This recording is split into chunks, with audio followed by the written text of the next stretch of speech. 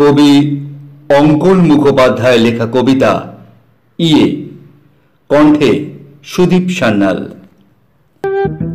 অকারণে চোখ বুঝে ইয়ে বলে লোকে, কেউ বলে হেসে হেসে, কেউ বলে বকে। এই যে যেমন ধরো ইয়েদের ছেলে চুরি করে ধরা পড়ে বসে আছে জেলে। এই তো সেদিন দেখি ঘোষেদের বাড়ি কি যেন কি ইয়ে নিয়ে ঘুষি মারামারি। বিশুদের ঘরে কাল উঁকি মেরে দেখি, কি আর বলবো ভাই, ইয়ে টিয়ে সে কি। এর বিয়েতে সেই খাসি খেয়ে রাতে বেড়া করে ডাকলাম শাল পাতা হাতে। কি যে ইয়ে হয়েছিল বলা যাবে না, বললে কেউ আর ইয়ে খাবে না।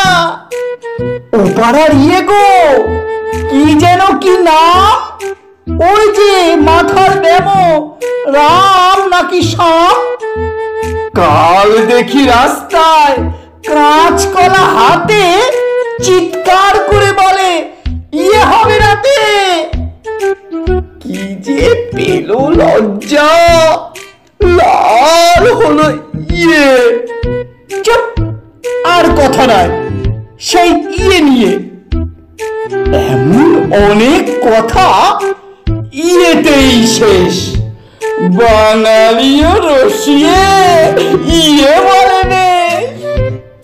যে কথাটি পেটে আসে মুখে না এলেও ইয়ে বলে ঘাড় নাড়ে, বোঝা না গেলেও।